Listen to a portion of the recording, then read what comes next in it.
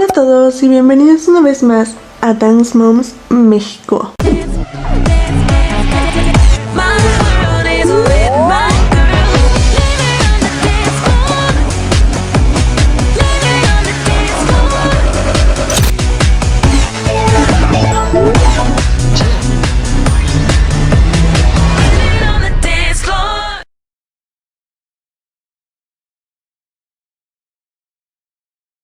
So I was thinking about all the ladies, and I thought we should do something together. The moms we've had such a great bond together, and our girls still have an amazing bond, and so do we.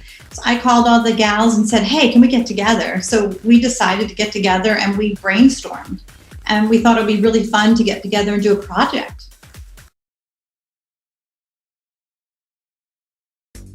Absolutely. Yeah. Christy, Kelly, I know you two are very close. Are you still in contact? Yes, we are actually. But yeah, I talk to her all the time. So you guys definitely had to go through a lot, and you went through it together, which is why I assume you're so close. Take me back to how the show got started. Well, it's interesting to think that far back because that's almost a decade. But the show started really as this idea. When I first heard about the show, I honestly did not think it was real. I thought, who would ever watch a quality show about Pittsburgh? From Pittsburgh. I was like, who, what, and why? I remember going in with Mia to audition for the show, and I let her do her own hair and makeup because, once again, I did not think it was real. So the girls did audition for the show. And then from there, I think 3 months later, we got a call while we were eating dinner that we were cast for the show. And I remember we left the audition. I told Mia, they will never pick us for this show because we are too boring. Oh, yeah. Oh, it was real. When I got mad, I was really mad. Oh, yeah. I liked when you got mad, Holly. Just saying. The emotions were totally real. The tears were real. The anger, all of it was real because really we were protecting our children. Well, Jess, no one knew it was going to be such a phenom. You know, like I came on season 2. They had reached out for me and Kendall to audition. And originally it was supposed to be for a couple episodes because each season, really, we never really knew how many episodes they were going to shoot, at least early on. Like it just kept going and going and going. And that, you know, we'd sign on for 6 episodes and then they'd make you sign a contract for 23 more. We would shoot up to 36 episodes a season. You must have been exhausted. Yes. Well, that's why we were crazy. Because we were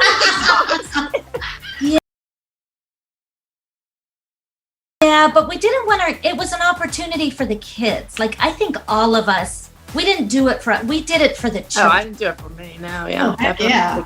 You know, we wanted them, they enjoyed it. And we wanted them to see what it was like to travel. Literally, we traveled around the world. Having our kids dance, it was a great opportunity.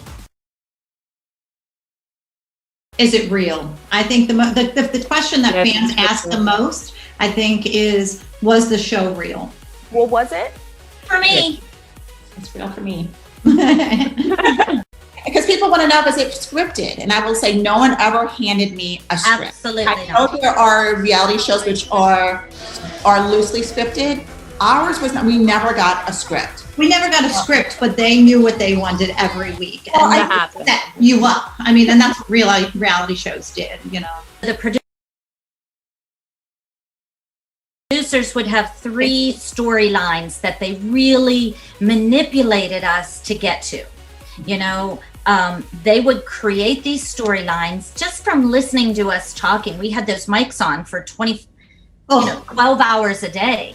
So they would hear us talking, our personal conversations with our friends or our children on our phones, home to our husbands.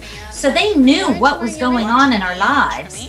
And I know for me, it took me a while to figure that out. I'm like, how'd they know that? Oh, they heard me talking on the phone when my mic was on. And we're like, wait, turn it on. But absolutely. Oh, Right? I think absolutely they did that. Like they gave all the moms a letter from me. I think it was an invoice for something.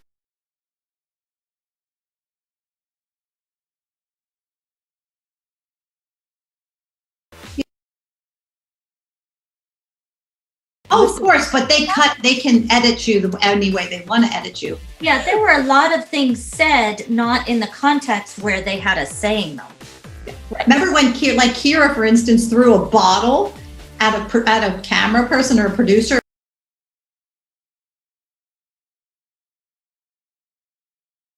It was so funny, and it made it look like she was throwing it at one of us, and she really. Well, but she was mad. She was mad at the producer. She whipped the bottle, and they made it look like she was throwing it at Jess. And she didn't.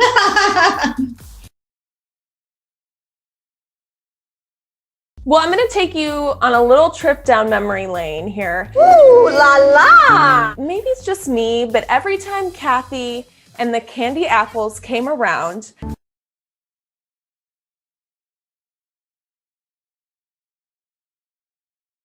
I got a little bit excited, okay?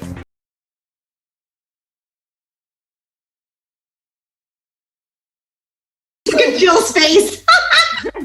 Jill, you have to answer this question because she's your BFF. Not to my liking. I had no choice. Kathy was the antagonist of the producers loved Kathy and Vivi.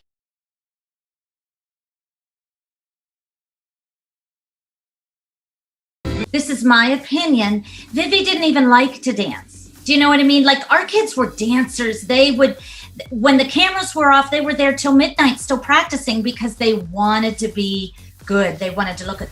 Vivi did it because her mom really wanted her to. But the producers loved Kathy and they wanted her in those shows at any cost. So they shipped me over there. You know, I didn't want to be there. And Kathy and I never really cared much for each other. So at the beginning, we had to pretend. Shut up, Kelly. But I'm keeping my mouth shut over here. Yeah, Kathy was tough. She was tough. She didn't like me because I kind of feel like I saw her for who she was. She was using the system. She just wanted to be on TV and wanted her kid on TV. That's just my opinion. I think Kathy was there for all the wrong reasons, just to be an idiot and, you know, drive all of us nuts. And it worked. It worked. I will say she was entertaining. Yeah, I know. People loved her. That's why she kept coming on. She's a really nice woman in real life because we still keep in touch. And she's I just always really tell sweet. people that. When Really? fans ask about her, I always say Kathy is very different, like talking to her in real life than what she appears on the show. Like she turns into like a cat or something when the cameras come on. It's really funny.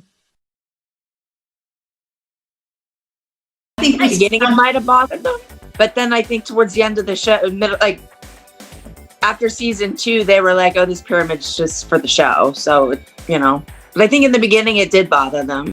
And then they figured out that the producers were the one that actually made the pyramid. And sometimes we would wait for hours to go into pyramid because Abby would be fighting with the producers. And then, you know, the pyramid, I mean, then we'd stand there for 5 hours, literally. I mean, that was the worst day of the week for the girls and for us. And All the fights happened on Pyramid Day. You're exactly right. Yeah. A lot of them. But it always started with Abby being angry with the producers because she didn't like either a storyline or the title of, because that's when she would give out, you have a solo, you have a duet, these people are in the group. And the producers would determine that, and Abby never agreed to. Always wanted to change their plans, their pyramid, their solos. So we would wait, we would come, sit, ready to film, and sit there sometimes for hours waiting for Abby and the producers to quit their fighting and arguing. And how many times, guys, did she storm out, get in her car, pull away, and we're sitting there. An hour or two later, she comes back, right? Yeah, I think the whole idea about the pyramid and Pyramid Day, which usually was Wednesdays for us, was the pyramid. But we never before had a pyramid actually in the studio, but I think it represented the idea in her mind of who was on top and who was on bottom. As arbitrary as it could be, I think the pyramid always existed, but it wasn't in a visual format. Exactly. So I think it was very real, but the seeing it play out in reality is a really different experience. And I think when what to the ladies are saying is absolutely, if there was a disagreement about who would be placed or who would get a certain assignment, more so because if it wasn't a directive, then some kids would never dance and would never see the other spot on the pyramid except for the bottom. So I think there had to be someone else looking out sometimes, because otherwise some people would be absolutely neglected. Yeah, you're right. Agreed. Very much agreed on that. Get out. So long. People do ask that from time to time, and I think some people don't understand. Well, if you don't like it, leave. And I am a person who believes very firmly that we leave when we say we're ready. I don't want anyone in my children's lives to dictate to them, you leave because I'm forcing you out or because you're not wanted. It's your choice, and I always make Mia's choice. Whenever you're ready to leave, we can leave. So that's the reason why we stayed. See, I was total opposite. My kids were ready to leave, so that's why we left. And like I had had enough, so that's why we left. And we left season 6 because my girls said they didn't want to do it anymore. And I said, okay, then we'll leave. You stay because you have to take the good with the bad. And it wasn't always bad. There was a lot of good too. I mean, the kids walked on red carpets. They met superstars. They won, Nickelodeon awards. They got to, sing and have #1 songs. So for me and Kendall, there were times when I said, okay, I think we're done. And it was hard. The producers wouldn't let you just walk away. But then, Kendall would say, well, yeah, but I really... Hey, you got to fight like me, and then you can get out. I had to smack Abby and pull her hair. Girls out the room. Yeah, you would eat me. So bottom line is you have to take the good with the bad. And I think I don't have any regrets for staying as long as we did. Mm-hmm. And keep in mind, season 8, they wanted us back, and we were like, yeah, now we're done. Like once the minis came on, then we were totally finished. No, we wanted to leave for sure. My kids had just had it. I have had it. My kids' personalities really changed.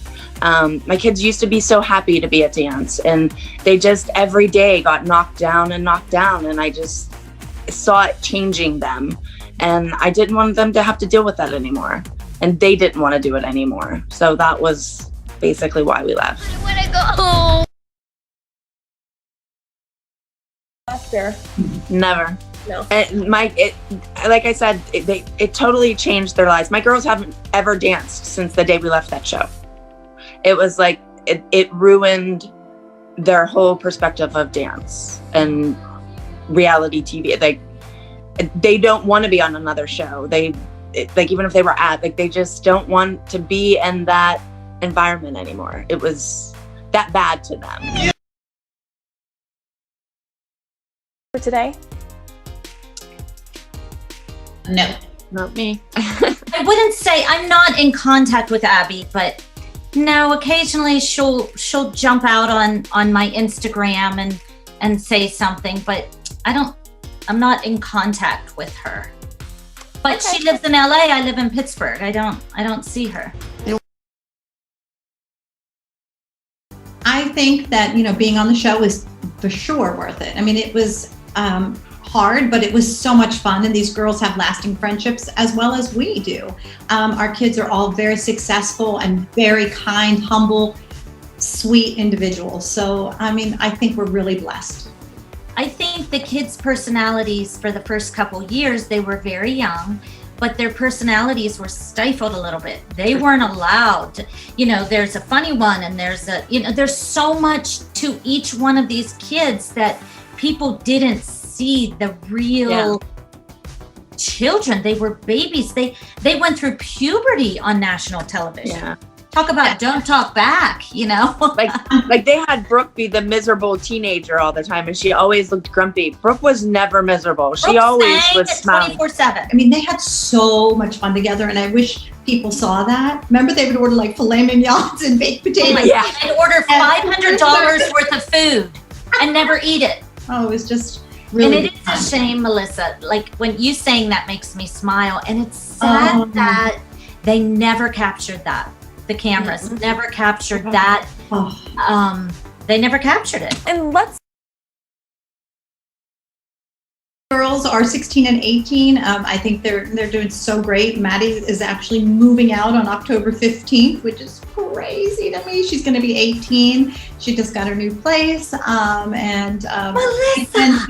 Mackenzie is doing so great. She's singing up a storm, recording, doing lots of projects. So my most important thing is that they're kind humans. Mia is in LA. She's done a wide variety of things. Bold and the Beautiful. She was a regular cast member on that. She's recorded some music.